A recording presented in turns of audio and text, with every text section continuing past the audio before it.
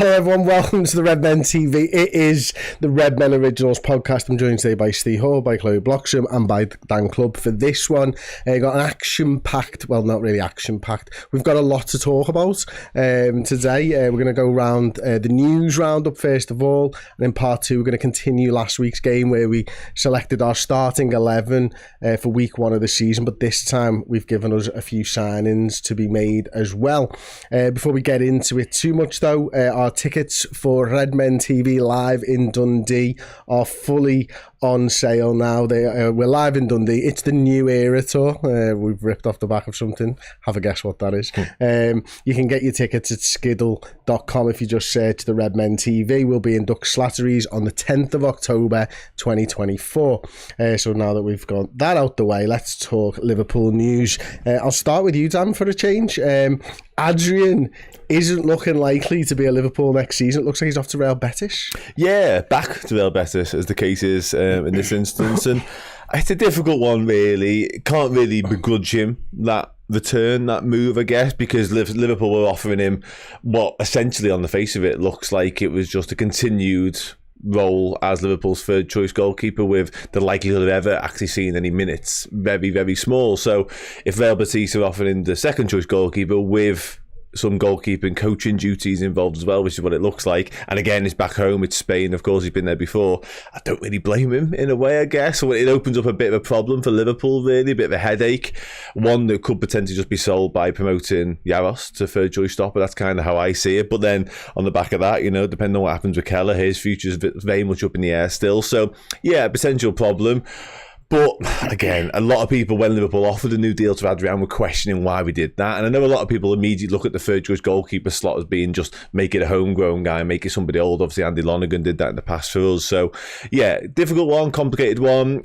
People don't like Adrien very much, I think it's fair to say. And I've seen why, I understand why. But he's been a pretty good servant to the club, I'd say. By all accounts, very positive around the dressing room, on the training pitch, and, you know, helped out a lot of the young keepers along the way. So I think, all in all, he's done well, given the type and the manner of the signing that he was. Obviously, I think he arrived like the day before he played against Norwich that time when Alisson went off injured. Obviously, started the season as in our league-winning campaign. So, you know, done okay. The Super Cup heroics we all remember. So, yeah, be ashamed to see him go for lots of reasons. But from a personal point of view, for his own sort of end of his career, the twilight, I can't really blame him. No, absolutely not. I don't want to spend too much time because I think Dan summed it up pretty well, to be honest. So we'll move on to Dom Szoboszlai, Chloe. He's obviously awaiting on his Euros future at the moment after the win last night against Scotland. You watched the game. I don't even need to ask you. I know you watched the game because it was football on. It was an evening, and Chloe Bloxam watches football in an evening. That's what she does. He showcased his captaincy traits really well during that game, I thought, especially around the injury to Varga. Yeah, he did. It seemed like all of the medical staff did not realise how serious of an incident that had happened. He made sure that they knew that. He rallied them up. He first got him in a recovery position as well, didn't he? He then went and made sure that they drag, you know, the medical stuff on. The stretcher as well. He was like, hurry up, lads. And yeah, he also did well because you could see his emotions. I'm pretty sure when I was watching it, they didn't show us the footage, obviously, and rightfully so, but they said that what they'd seen was him crying at the side of the pitch. And to be able to switch that instantly as soon as the player then goes off and receives medical attention at hospital, to switch that and go back to being the captain and going back and to have to rally up your team and say, okay, we've somehow got to put this behind us, or use it as motivation, win for him. And they did just that with pretty much the last kick of the game. And it was obviously euphoria for him, absolute devastation for Andy Robbo, but his captaincy shown again because he managed to make sure that the team somehow focused back on the game of football, which was not as important. And his celebrations, as soon as they scored that winner, he was off and he was with the fans. He jumped over the barrier and he'd caused mayhem by going to the fans. So yeah, I didn't think he was exceptional in the game, but you can be a captain and a leader in other ways than being, you know, the best player on the pitch, and he did show that. Yeah, I must say as well, we've heard that Varga is responsive and he's talking and stuff like that, so that was stuff that was coming out of the Hungary camp last night. It was horrible to watch though, Steve, wasn't it? I mean, I've never seen the tent pulled up around the player when I've been in the ground before, like, and he's on the pitch and obviously they put him in the recovery position. It was a little bit worrying, wasn't it? Yeah, it's never nice. Again, I didn't watch it live, but obviously I was scrolling social media and I saw something's happened. And unfortunately, you go back to like the Christian Eriksen thing, and I thought maybe it was that because I wasn't watching the game, wasn't aware what had happened. But then you soon realise it's a head injury, and it is scary. So, like I say, fair play to Szoboszlai because you're the leader. People look at you, even if it's subconsciously. And by the way, was he 20 odd years old? He's only a young lad, isn't he? 24 maybe. Yeah, to have that responsibility on you in the first place, and then to go through something like this, like fair play to him. I saw at the end again. I've seen pictures of him celebrating with the lad's name on his shirt. Just little things like that. That just shows, Liverpool have actually got a team full of captains, international captains, and I don't think that's by accident. You know what I mean? I think Liverpool's policy under Jürgen especially was like sign good lads. It appears like he is another good guy. You know what I mean? Robertson and Van Dijk, and the list goes on of international captains that Liverpool have had or have. He just seems like to be another one because that isn't easy. I don't think, mate, to lead your country at that age. There's a lot of pressure on you when you're the star player, and you're the best player, and then you're given the captaincy. That's a lot on you. If it goes wrong, you're going to be the first person.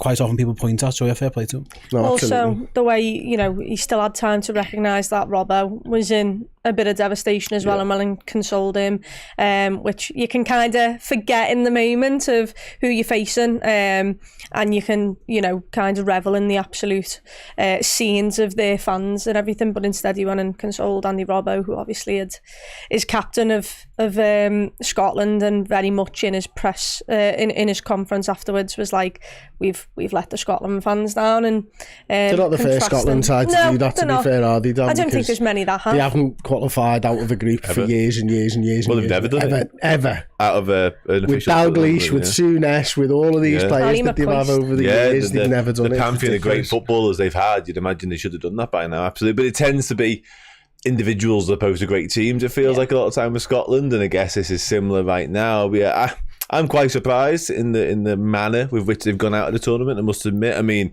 they'll argue till they're blue in the face, if you're pardon the pun, that was a penalty prior to the winning goal, and I probably tend to agree with them, to be honest. Yeah, I must admit, yeah. But just in terms of Szoboszlai's performance, Chloe's spot on with how she assesses his overall night. I think he handled himself brilliantly throughout, even right up to the very, very end of the evening. But I think his performance was okay. He's been receiving quite a lot of criticism, and Hungary look to him so often, you can tell. It's almost like the second thought and second nature to any Hungarian is where's Dom Szoboszlai. So much of what they do goes through him, whether it be good or bad, it feels like a lot of the time. And I think the spotlight's on him in that case as well. And he wasn't perfect, by any stretch of imagination he wasn't. I thought some of his corner deliveries were really good. Yeah. But I hope the one back post to Willie Orban who hits it off the crossbar. Yeah, exactly. That was lovely. That was a lovely little thing. Yeah, and they're quite inventive as well sometimes, because sometimes the actual corner sort of into the mix of Angus Gunn was dealing with quite well. Grant Hanley likewise. So they sort of invented new ways. Like one went round to sort of the back of the box and stuff like that. So he's quite good all night, I thought, in that sense, and a bit wasteful on free kicks. Had a couple of opportunities to actually hit the target and stuff like that. But I think all in all, it was a pretty good night. Actually, where would like looking at him now? Because I've always sort of said the last couple of weeks anyway. Like I don't really see him as like a 10 as such. Like watching him for Hungary, what do you see him as his best position? Because obviously we've seen for Liverpool, you see him for Hungary as well. The 10 I tend to agree with you with, because I love him just running with the ball, carrying the ball up the field, like just dragging it with him. That's why I like to see Dom Szoboszlai doing. So instantly my mind goes to sort of the 8 again, I must admit. Whether he can do the double pivot, I don't like the winger thing, I'll be dead honest. And I know a lot of people flirt with that idea. It's not for me. I don't see it at all. So yeah, I would probably be just about in the camp of a 10/8. I think he has a lot of what it takes to be a 10 in terms of his vision, in terms of his passing range and stuff like that. But do you then take away the fact he can do all that run and he can drag you up the field? I don't know. So yeah, definitely not a win. I haven't seen too much of him for Hungary, I'll be honest, but his game doesn't lend itself to what I would a prototypical 10 is. Well, not a David Silva style. But shooting from range, it does. But I think I'm not sure 10s can even. That isn't really a 10's job, because you often get the ball back to goal. You're more likely to get a shot off goal, I think, like what you said, advancing with the ball or arriving onto the end or something. Usually a 10, the ball's played into you and it's your job to turn, create. And Liverpool have actually got a couple of players who maybe that does suit.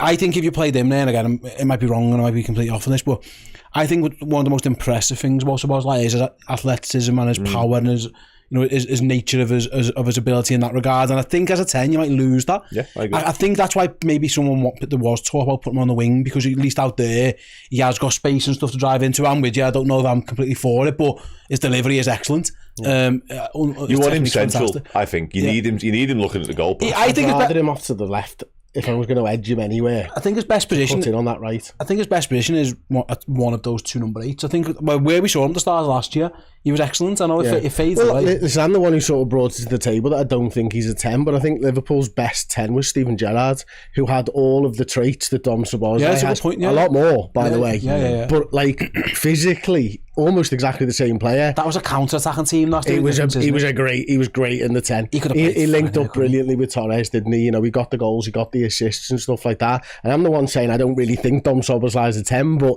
looking back in the past, Chloe, Steven Gerrard did it, so why not Dom? Yeah, I mean, obviously, we are talking about Steven Gerrard here. And he could have been the best anything, couldn't he? Yeah. Well, that's also the thing, you're right. So I don't like comparing them. I think we all went a little bit too early with comparing them. I'll admit to that.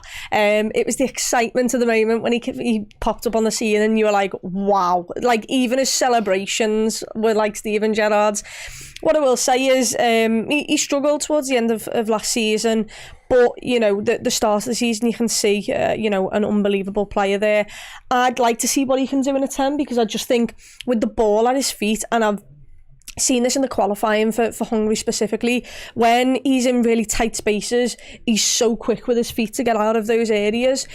We've mentioned the shots, you know, the likes of that Leicester City shot. It's on the edge of the box. That's where I'd want a number 10. You saw him for Hungary for their goal last night. He ran near post. He made a lovely run. The ball was just slightly ahead of him. Luckily, someone was back post for them. But the runs into the box, the movement, I like as well. Like we've said, I think we'd rather him be an 8, being able to carry the ball up the pitch and then, you know, release maybe a shot or a pass to someone. There might not be any number 8s this season. But that's the other thing is, there might not be number 8, but if it's him and Maka being my number 8/6s, I don't think that is steady enough in terms of a defensive foundation for Liverpool. But, you know, who really knows? I'd like to see him as a 10, just because I think he's got all those attributes. And also, you've got the pace in the likes of Mo Salah and Diaz, where if we do, look, even last season, the season before, goals against Everton from corners, they're counter-attacking moments that Liverpool used to be the best at, and you've saw glimpses of it. If we would have been able to finish off situations, then I think we'd still be much higher up on the list. So if you can do that with Dom Sobo in the midfield, counter-attacking from set pieces and such, then you can still see what he does as an 8. I think he could play as a dual pivot. I'm not sure he will. I still think you're right. I think if Slot goes to 4-2-3-1, we might see Szoboszlai as a 10. I think he has actually got the game to sit next to a more defensive-minded player.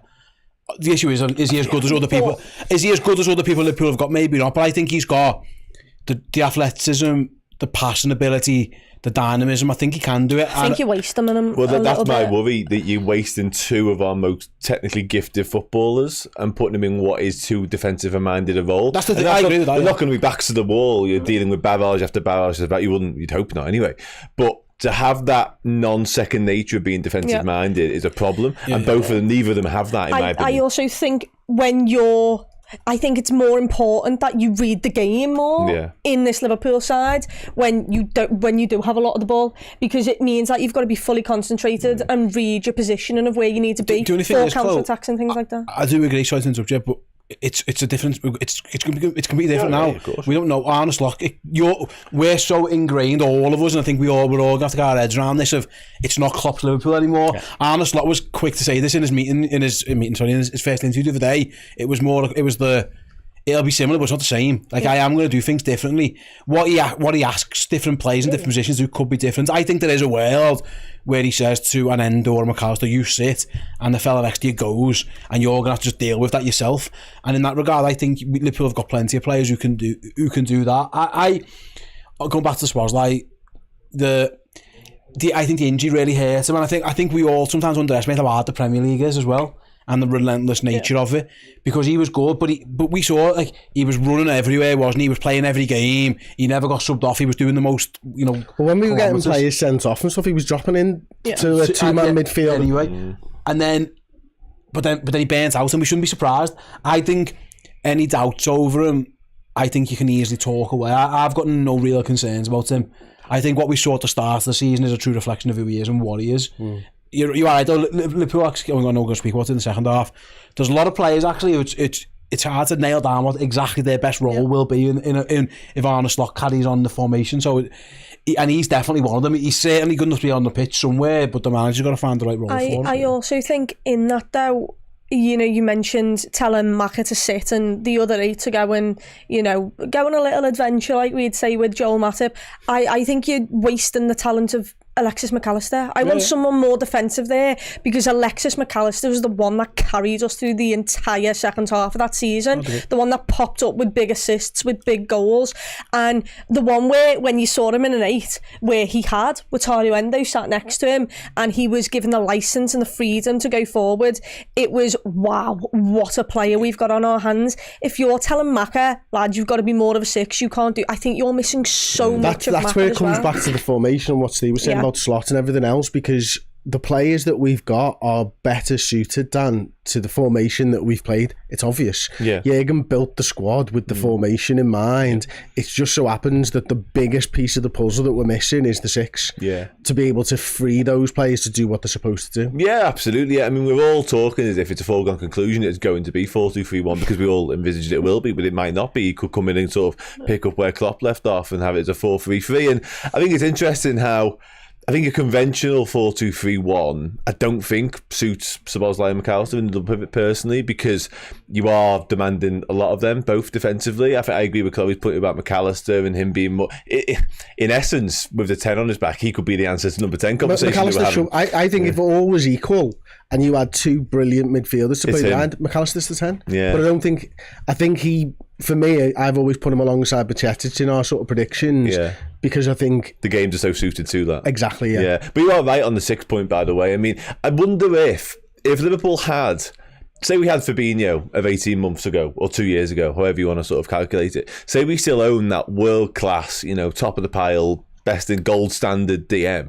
I wonder if we'd all be sitting there going, we should just carry on with 4-3-3. But because we don't own that, and Arne Slot plays a lot of 4-2-3-1, we're all thinking, I'm quite interested to see what a 4-2-3-1 looks like, because I think as much as you're right in what you say, Liverpool are built around the 4-3-3 because it's been ingrained in us for so long. It has become that second nature to this squad, and Klopp's bought because of that and all that sort of stuff. But I do wonder whether, like I say, we had that DM, that one similar to Rodri or Declan Rice, we'd be going, hang on, why don't we just carry on what we're doing? You know what I mean? Because they're good enough to be able to do it. Exactly, yeah. But because we haven't, we're all saying a change might just work for this squad. But the market just doesn't seem like there's a player available either, does it, in the 6? The names aren't exactly inspiring for me, I would say. There's some good names out there, and listen, who knows, one of them may go on to become one of those types of players, but there's nobody who jumps off the page and goes, he's the one you want to go and get. That's why when we talk about signings, I don't necessarily talk about the 6, because I don't see the guy, nor do I think we'll need the guy. I completely agree with that. We're going to move on then. Chloe, Robbo was the first Liverpool player to exit the tournament. He was subbed off last night. What did you make of his performance? And is it beneficial to Liverpool to Robbo's Euros to end? Yeah, it very much is for any Liverpool player, to be perfectly honest, because, you know, it's not just the fact that these players are being run into the ground and there's more games next season. It's also the fact that they've got to learn an entire new system potentially. They've got to understand what Arne Slot wants from them. You know, some people's positions might also be changing. So the quicker they're back, the quicker you've got more leaders to also, you know, nail down exactly what's wanted of them, so then they can help the rest of the squad as well. That's really important. I thought last night, he's obviously without Kieran Tierney next to him, which, you know, that left-hand side, both of them are 2 big, you know, stars for Scotland. I just thought Scotland had loads of the ball, but they didn't do enough with it. And Robbo, without Kieran Tierney there, maybe had to be a little bit more defensive minded. But I just didn't think they weren't quick enough on the ball.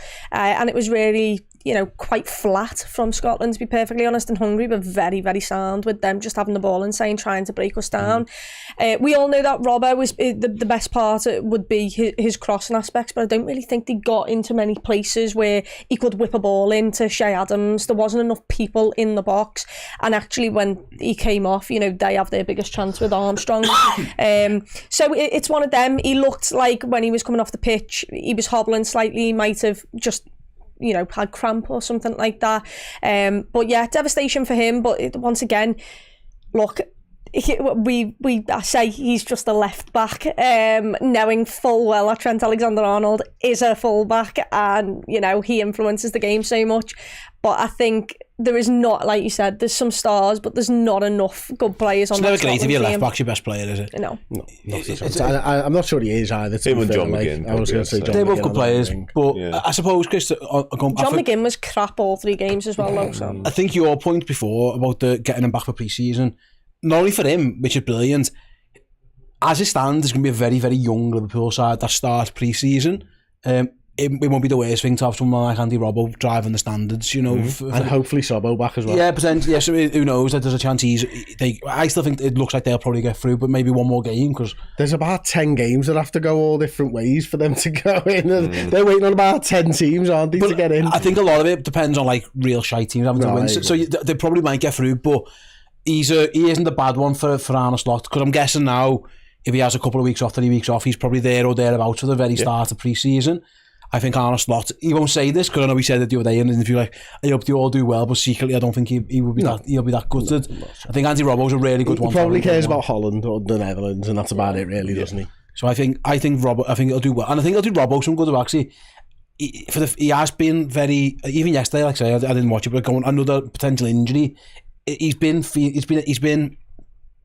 trending towards that way a little bit, where it's just been a little bit harder for him to stay fit all the time. So a good rest and a good pre-season, it won't be the worst thing for him. I think he spoke about ending the season with an injury. He nursed an injury for like the last few weeks of the actual Premier League season. So yeah, I think you're right. And he looked just done into me, to be honest with you, when he came off. He didn't look injured or anything, he just looked tired, and I think that's why they took him off. You don't take your captain off, one of your most influential players, unless you need to, and I think they need to. Like, he ran out of gas. He had a few good tussles with Szoboszlai as well, which you thought was interesting. A couple of times. That one where Szoboszlai ripped him when it was an offside, though, was like... but they were at each other, obviously, in similar sort of areas of the pitch all night, because obviously Robertson was more of a wing-back, isn't he, for Scotland, because they played the 3 and stuff like that. They were at each other quite a lot, which is quite interesting. They kind of a 50-50 matchup, actually, at times. It was a good watch. It was. Nunez scored a lovely left-footed volley to wrap up a win for Uruguay in their first Copa America Group B.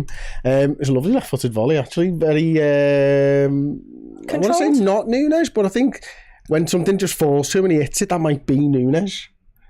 Yeah, like this interview was, I might make 5 or 6 mistakes, but I'll be there for something like that. 5 or 10 mistakes, but I'll try the 11 times. So fair play to him, like his mentality is good. I like his haircut of little girl in the second week of her holiday abroad when she's got the braids done. Like that very much feels like that's the haircut he's gone for as well, which I don't hate on him. The sort about Bielsa gets the best out of him. I wonder if Arne Slot can tap into that a little bit, because Darwin Nunez for Uruguay and Darwin Nunez for Liverpool are 2 completely different things. He feels more confident. That kind of conversation, I don't know if Liverpool get that type of Darwin Nunez. It feels like the 5 or 6 mistakes actually do his head in a little bit. And like I say, his record for Uruguay since Bielsa's been there has been phenomenal. So I wonder if Arne can get on the it might have something to do, Steve, with just not being the full focal point of the team because Mo Salah's there. Yeah, because it was brilliant when Mo Salah wasn't there. Yeah, it might be. Yeah, absolutely. And it goes to show, he can't score goals. We've all doubted it, and that the other side is, of course, it's Uruguay. If you Panama, and you're going to get 5, 6, because he missed a few as well, didn't he? By all accounts, I saw a couple of replays knocking around of a couple of chances he really should have scored. That's probably what it is. You might not always get them for Liverpool. You might not get that fair. He says, I'll make the 5 and 6, but I'll get the 11th one. I'm not sure you're going to get 11 chances in the Premier League every week, Darwin. You know what I mean? So I think that's where the frustration with him comes from. But the last thing Liverpool needed was him to have a pause somewhere and come back feeling, because he is very much the definition of confidence player, arm round the shoulder, which surprises me going back to, because I don't know if Bielsa's that type of manager, but he's clearly doing something right with him because it's working for him. Good point. Okay, we'll move on then. Tyler Morton wanted by RB Leipzig, Dan. Talking about quite serious money as well here. Very serious money, in and around the £20 million mark. Yeah, I'd say so. Yeah, I think it'd be a bit of a masterstroke for Liverpool if they can get that. And that's not to suggest that Tyler Morton isn't a good player, because he most definitely is. A good amount of championship experience under his belt now from the last 2 seasons. Obviously a successful spell at Hull last year.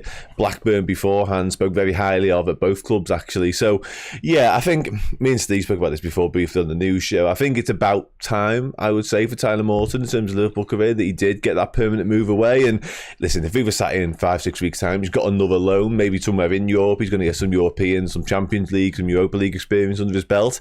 I don't think it'd be disastrous. However, at 21, with the absolute flock of midfielders Liverpool currently own, some people would like us to go and buy another one. You're already competing with like Bobby Clark, James McConnell in terms of the youngsters, in terms of breaking in. Yeah, well, you'd have to imagine they have done, considering they've been around the club and they've actually played Liverpool first team minutes this season. You're talking 11, 12, 13 midfielders potentially in and around him. So, yeah, it seems difficult that he's going to ever get a proper look in, a proper run of games at Liverpool. And it's a shame because I was quite impressed with him when he sort of first broke onto the scene. People did that Spurs game against FC Porto as well at one point under Klopp, and I thought he looked quite accomplished. I thought he looked quite technically sound on the ball and didn't seem overawed by any occasion, it felt like. But again, if you were him, you'd look at it and go, am I really going to go on another loan move? Like, at what point do you just say, that's it, I want to go and settle somewhere, I want to start my career, and this is going to be my club for the foreseeable? I think we're about there now in terms of this summer. So, and again, I'll come back to it, if Liverpool can get anything like £20 million, that'd be really, really good business. Are you surprised that they're doing it now? Because it looks like I said this down on the news, so I apologize. Like, usually when like a poor Joe Shaw, someone comes out and says Liverpool know what they want for them, that's come from Liverpool, more than likely. They've set their fee. I'm surprised they haven't gone, well, what's going on, Arne Slot, have a month with them. What's the rush? Unless he's come and said, listen, I want to go. Or they decide that the PSR and the money is just too good for it. It could be all of these things, but I'm surprised anyone's going well with the manager, having a real look at them from both points of view. If I was Tyler Morton, I'd want to go in and go, maybe I can, fresh, clean slate and all that. Why can't I do what Bobby Clark did last year, or why can't I be what insert other midfielder here is? Or is it a case of, like you say, someone's Arne Slot might have already made the mind up, he just doesn't fit. The writing's on the wall a little bit, I think, maybe from both parties. And that's not to be disrespectful, by the way, to Tyler Morton, to come back to what I said, very accomplished footballer, will definitely have a very, very good career at a very high level. I just think when you look at the pecking order at Liverpool right now and look at the sheer amount of players that we've got and the quality within it, he needs to be playing first team football somewhere. And listen, he might get that on another loan, but where's the benefit at this point? You've seen him on 2 loans already. I honestly believe it might be time. And if you get 20 million, Liverpool will be laughing. Absolutely superb. And another player that could be out, Chloe, is Bobby Clark. Pep Lijnders apparently wants him for RB Salzburg. I think that says a lot in and of itself, actually, that Pep wants Clark and Leipzig, who's not managed by Pep, want Tyler Morton. I mean, I think there's probably an understanding that there's a chance I can get him as well without spending money. I think that probably comes into Pep Lijnders' thinking, but also the fact that Bobby Clark's wanted by Pep Lijnders, that should make us as Liverpool fans really think, hang on a minute, this lad is definitely a loan and not a we don't sell him, which is of course what he's wanting to do. Yeah, and also it's more experience, it's more playing time for the lad. He'll adapt to situations. Hopefully he'll go to Austria and establish himself first team, because we can sit here and say he was brilliant last season, like he was, but you get dropped into games here, there and everywhere, and you don't really get a clean run.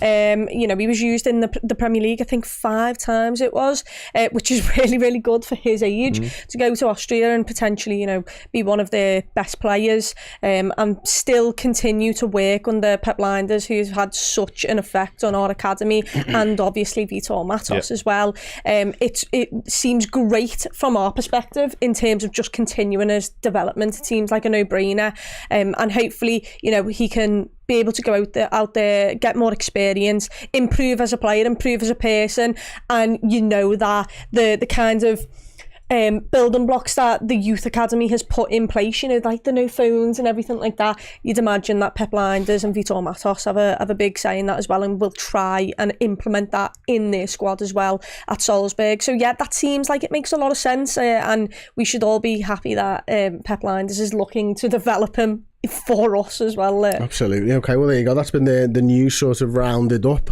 Thank you very much, everybody. We'll take a very short break and then we'll come back and we'll look at our next lineups with 2 or 3 signings.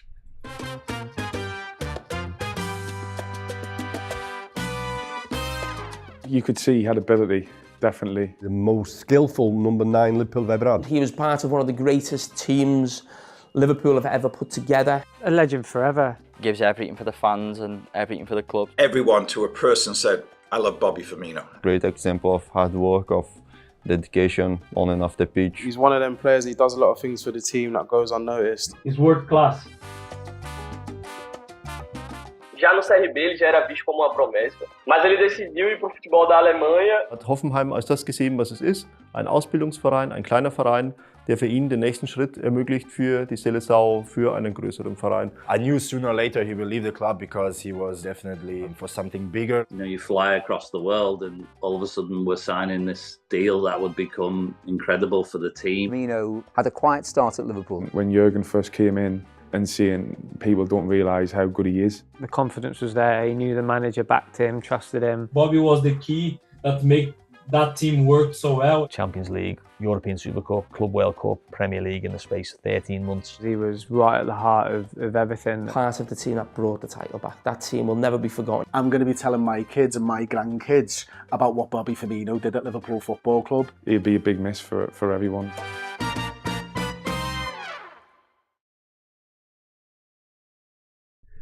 So there you go, as you saw there, all 3 episodes of our Bobby documentary are now on YouTube. The first one was viewed over 200,000 times. We released the last 2 at the weekend.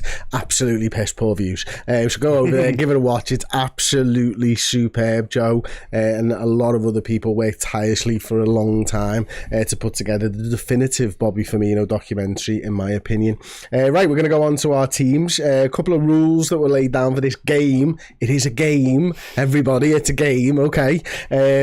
We picked our starting 11 last week for the first game with no signings, everybody going to be fit. We'll take those rules across so everybody's going to be fit and available. This time around we're going to step further. We're going to allow either 2 or 3 signings, and I've left it at that.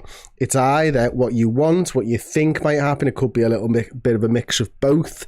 We're going to start with Dan Clubbe, who wasn't here last week. First of all, Dan, what was your formation and how many signings? Yeah, I'm a 4-2-3-1. Okay. Because that's what I think we will be playing under Arne Slot, because he's used it so often during his managerial career to date. And 3 signings, because if you're giving me the opportunity to make 3 signings, I'm going to use all 3 of them. And that's not to say I want any of the other players who've been left out necessarily gone and bombed out of Liverpool for good. However, I think squad-wise, these are the 3 people I'd most like to come in. And also, we've been linked to all 3 of them as well, I think it's fair to say. So this is what I would want to happen in terms of transfers this summer. And therefore, given the rules of the game, they have to start on day 1 of the season. So yeah, that's where I'm at. Okay, well, let's have a look at your side then. Go through it. So obviously, Alisson in goal. Trent Alexander-Arnold at right back, ladies and gentlemen. That's right back, Trent Alexander-Arnold. Alongside Ibu Konate and Virgil van Dijk. Now, I feel like that's a mini explanation on Konate before I move on. Obviously, I'm well aware that Quanta ended the season having usurped Konate and was definitely the better player back end of the season and was in far better form. However, I think best versions of players is where I'm at with this side, and I think the best version of Konate is still better than Joel Quanta right now. So yeah, explanation done. Calafiori at left back. I don't think he will be signed as a left back necessarily, but I think I want to sign him, and therefore he has to start this game. So he's playing. He can play left back. He's done it before in his career, but he's not that per se anymore. So that's where that is. Midfield, probably the most outlandish one is Joshua Kimmich. No shit. No, but it exists. We're all linked. It exists as a link from Flavian Plettenberg. You know, Flavian Plettenberg is, he knows some stuff, so that's fine. And I love Joshua Kimmich so much. Him and McAllister, what we speak about before, that is goals in terms of the double pivot. And he can cover it right back for Trent when he goes missing. Yeah, it's so good, isn't it? It's so good. Anyways, Kimmich and McAllister, because it's Kimmich and McAllister. Like, need I say any more?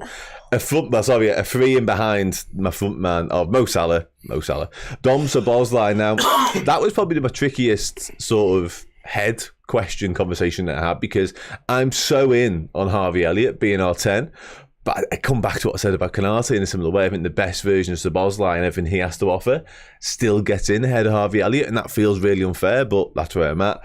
Nico Williams,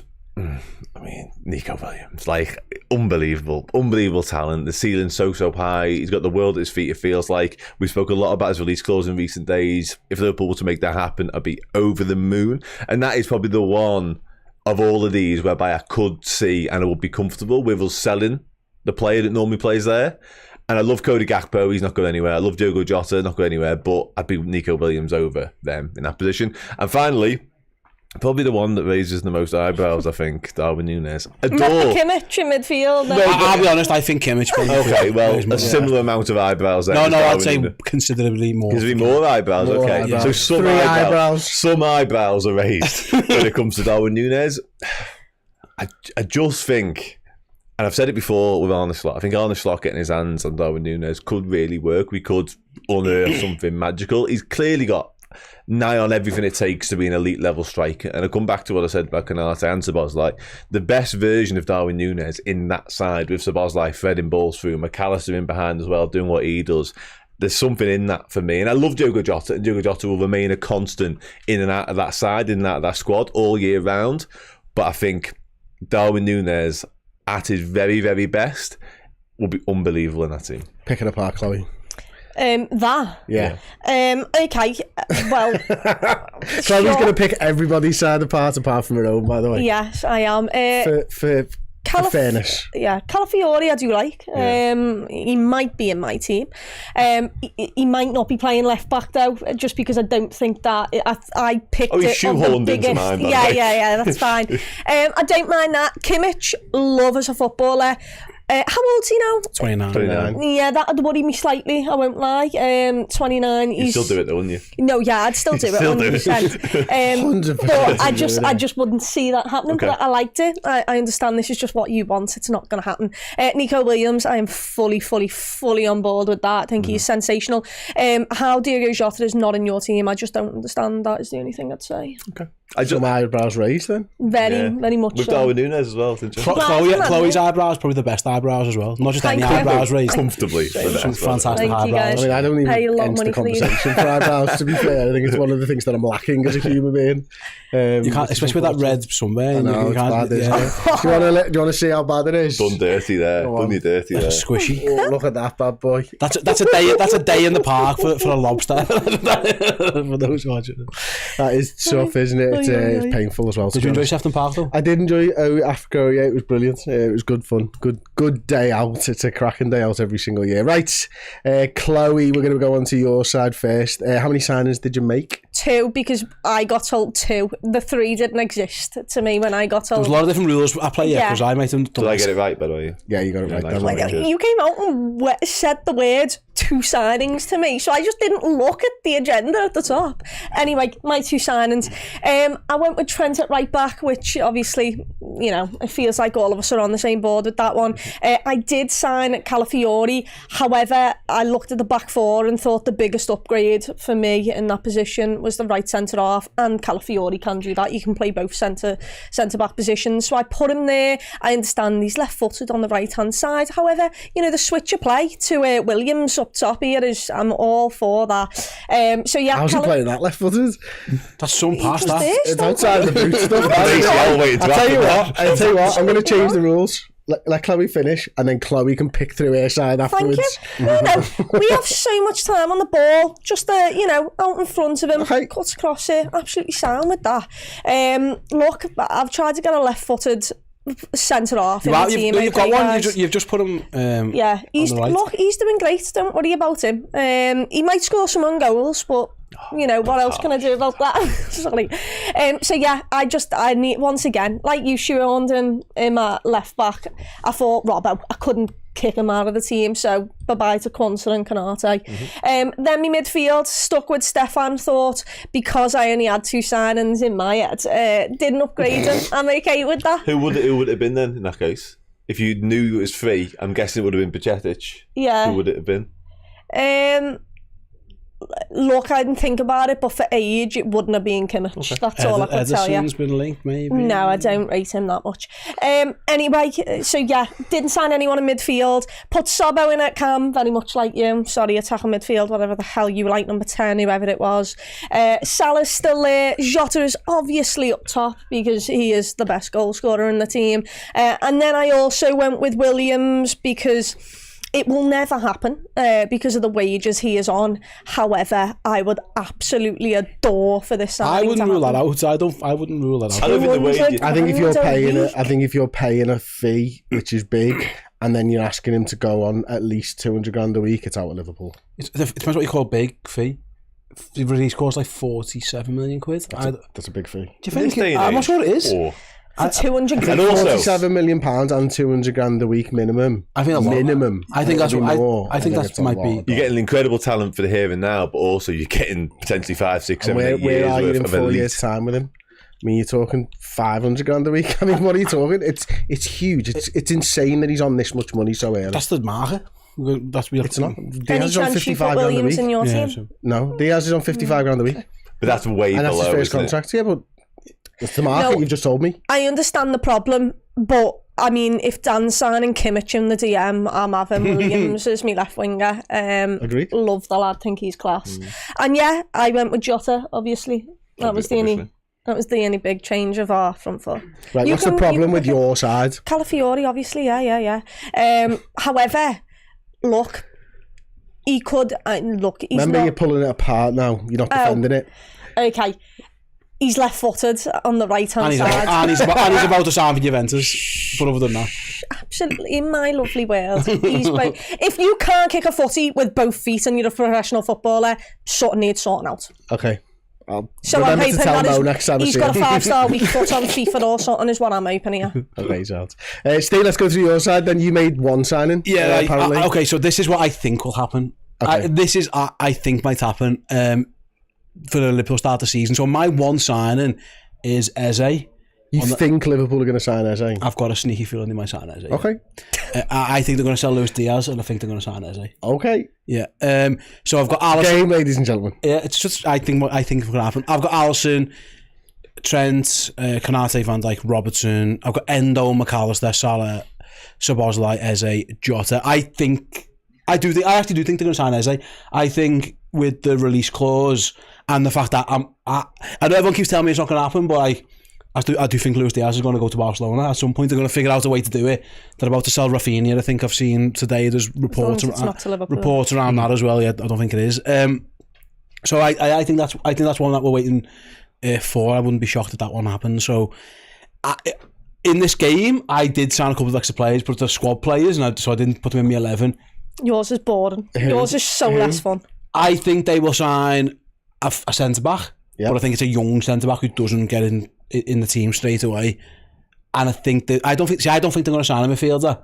I don't think they're going to sign a 6 or anyone else because there's millions of them. I wouldn't say I wouldn't, but if there's a belter out there, go and sign them. But I'm not sure they're going to do that.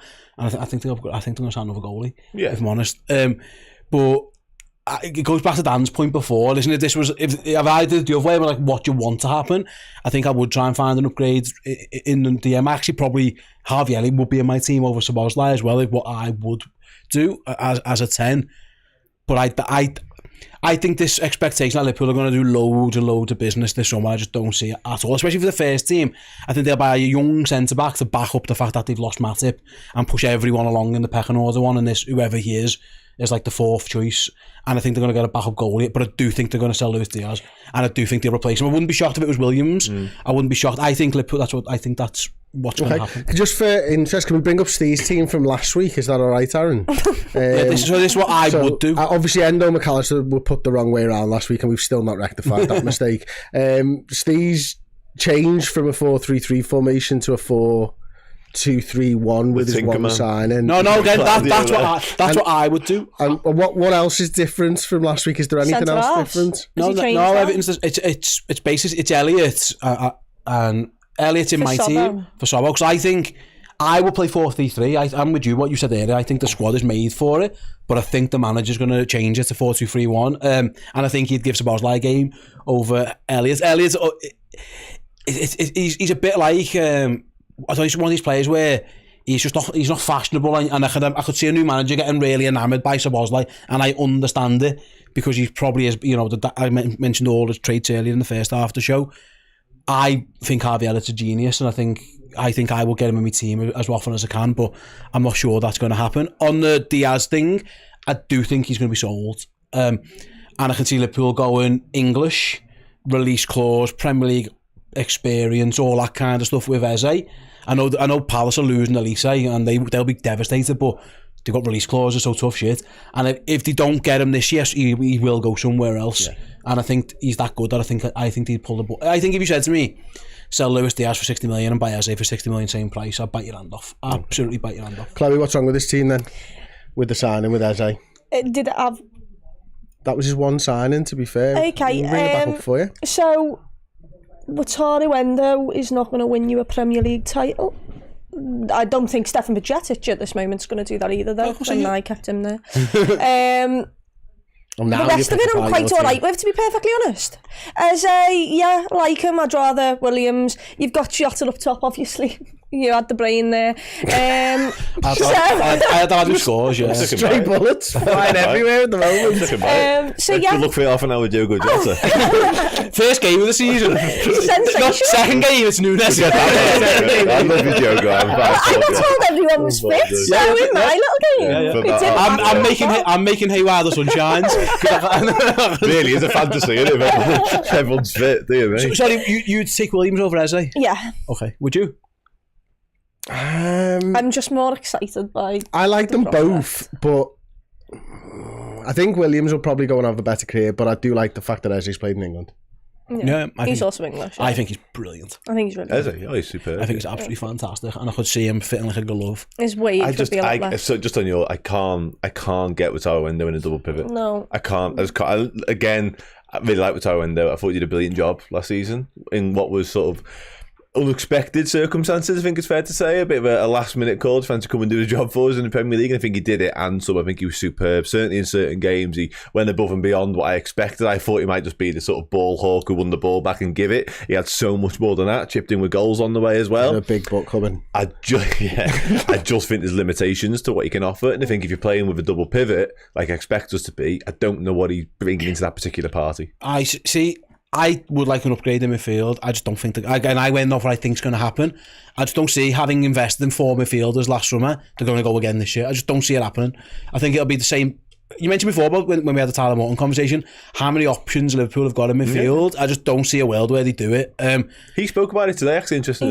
He's been talking about Liverpool going for an upgrade in 6th, which I think is really fascinating, by the way. He said he'd been up for the challenge, and he obviously, if it helps improve the team, which speaks as testament to the man Wataru Endo is, by the way. But yeah, I tend to agree with you. Actually, I don't think we will do business in that area, but I do wonder if an opportunity presented itself or there was something to be done there, maybe we'll take it. I think next summer they'll try and find someone, because it goes back to your point before. There are good players out there, but I think Liverpool will want a worldie if they're going to do it, and I just don't know. I can't think. I mean, people in the comments might be able to find there was a conversation before between Gildiran and a couple of other people, and he was like, there are people that are better than Endo. There are. Yeah, I think he's right. But I just don't think Liverpool pull the trigger on it if they're not world class, because you've got to compete, I think, with your Rodris and your Declan Rices. We've all talked about so much over the last few weeks. So it's about waiting for that right person, or find that right person before they make the leap. Exactly. And then at that point, I don't think we know who they are. I think they also, I think they will give Stefan Bajcetic every opportunity to prove it. And rightfully so, by the way. And I just don't know if he's going to be ready to start the season. At some point, I would expect Bajcetic to be playing midfield for Liverpool, and then they're going to give him a go at it. And if it doesn't work out for him, it might not work out for him. But I think you've got half a better chance of getting him up to the level that you think he could be than going out and buying one. So by all accounts, he's obviously very, very highly thought of.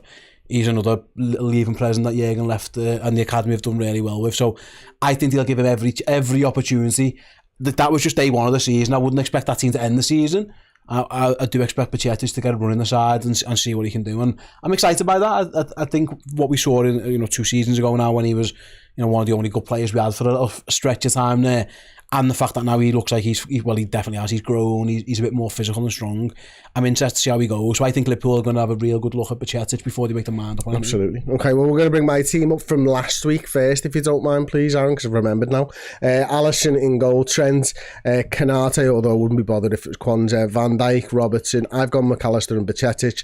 I've gone Salah on the right, Elliott in the 10, Gakpo from the left-hand side, and Jota up top. Now, if you could bring my sign-in straight in, you'll see I've gone for a left-sided centre-half / left-back for Calafiori and Rabiot. Now, I will preference this with the fact that I've tried to go for 2 signings, the players that we're linked with, and that I think Liverpool would do. So the reason I think for Calafiori is, as sort of Dan mentioned before, a good young player. Obviously, it was only briefly, but just before the Juventus stuff came out, when I was considering someone like him. Obviously, a young player, left-footed, can play centre-half. I think it's a smart piece of business, one that Liverpool will do with the view to the future of Virgil van Dijk and stuff. And the reason I've thrown the link to Rabiot in, although it's only a tentative link at best, is that he's available on a free, isn't he? And he's 29 years old, I think. And that, for me, I don't particularly want him. I don't think he's much of an upgrade on Endo, but I do think he is a slight upgrade on Endo, who can play DM and centre midfield, and also gives the room for Bajcetic to be the long-term starter in the squad. So I've tried to go with sort of what I think might happen without us spending loads of dough, because I'm like you, Steve. I don't think Liverpool are going to spend loads and loads of dough and everything. And I have put a little note on mine that says, if Liverpool sell Diaz, then I expect a big left-wing signing. If we don't sell Diaz, then I just don't expect a left-wing signing. So yeah, pull it apart, Chloe Bloxam. Yeah, you know, look, three of us has gone for Calafiori, who seems to be off to Juventus anyway, so all for nothing. You've actually put him in a position where, you know, he could do those crossfield balls on his strong foot. So yeah, get it, totally get it. Young centre-half, you can do a mixture of both centre-half and left-back. I think we all forget, as good as Virgil van Dijk is, he's in his 30s now. And, you know, you're asking a lot of them to go however many games it is, because we won't have the luxury of rotating them like we did in the Europa League last season. So, yeah, I like that. I don't like Rabiot at all. Don't rate him as highly as maybe other people think. I also think he might be on a decent amount of wages over at Juve, that's for sure. But, you know, I can understand with him being an upgrade. It's just boring. We clearly chose there was two different sides here, wasn't there? There was us two just went with the most exciting, and then you two thought very realistic, and I get it. Yeah. I just wasn't sold that dream when told what to do. I think we got the memo. Yeah, we did. No, I think ours is fun, yours is realistic and boring. It's true. I don't disagree. Yeah, maybe. Rabiot's a bit out there. I'll give you that. Rabiot's a bit. Yeah, I was going to say. I think he's a bit of an outlier. I'd rather have Kimmich.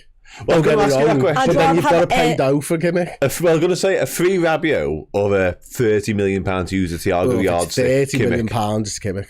If it's 30 million quid, it's this idea, by the way, it might be, you know. This idea in both teams that Liverpool are going to sign a 29-year-old midfielder, that blows it's my... not out of the question, given our recent track record. I think it's absolutely out of the question. I bet because we've never done it before with Michael Edwards. I think they've learned. Thiago. I think they've learned their lesson on that, and I think they've learned the lesson. I think they've got the structure back in place for a reason.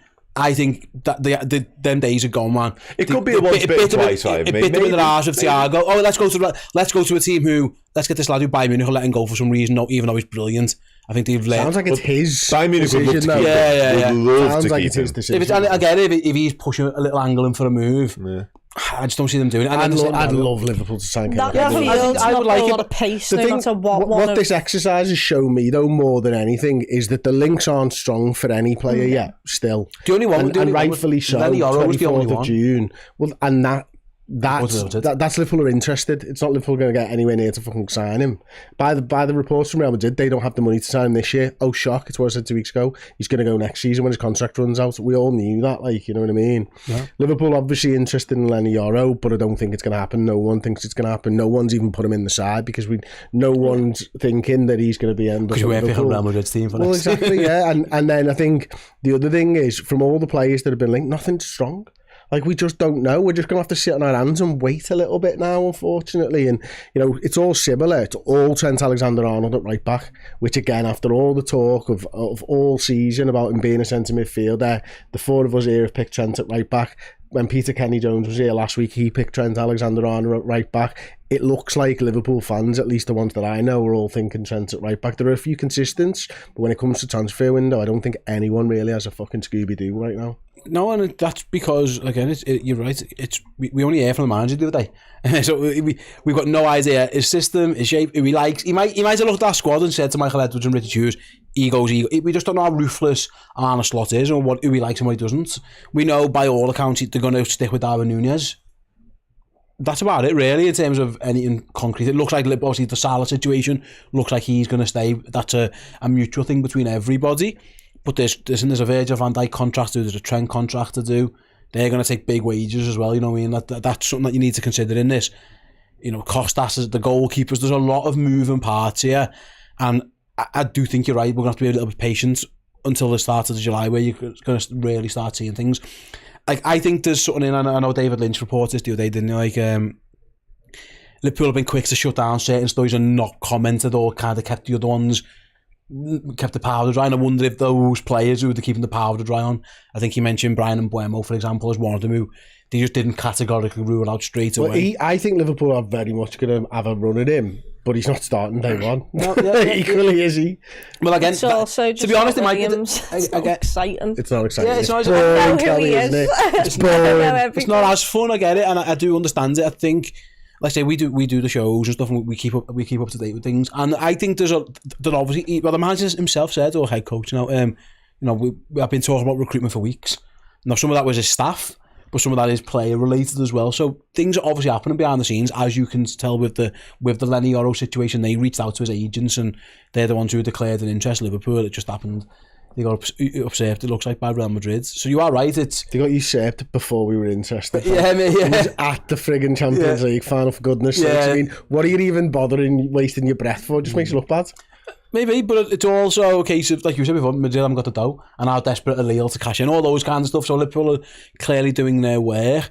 But yeah, I think it's difficult. What I do, I think, and I go back to it, don't you guys agree? This idea that Liverpool are going to go like they did last summer and just go bang, bang, bang, transfer. Oh, there's the surprise exit. I don't really see any of that. I think. Well, let's do it. Dan, how many signings in? 4. Who? Positions? 2 centres, 2 goalkeepers. Goalkeeper? A goalkeeper, singular. Okay.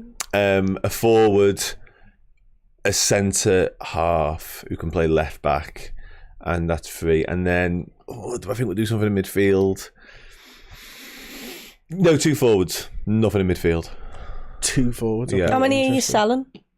Well, that's a difficult. I think 3 will go. Probably one of the left backs, backup goalkeeper, and probably one of the midfielders I've already mentioned, to be honest with you. And maybe one of the forwards will actually could be 4 go.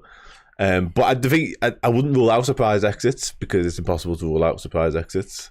You just don't know, do you? No one would have sat here 12 months ago and gone, I think Fabinho and John Henson are going to go. No, yeah, true. So that remains to be seen. I think can I answer the question next if you don't mind? Because I think the Saudi thing's died down a little bit. I know they've got the dough. They haven't got the money yet. Yeah.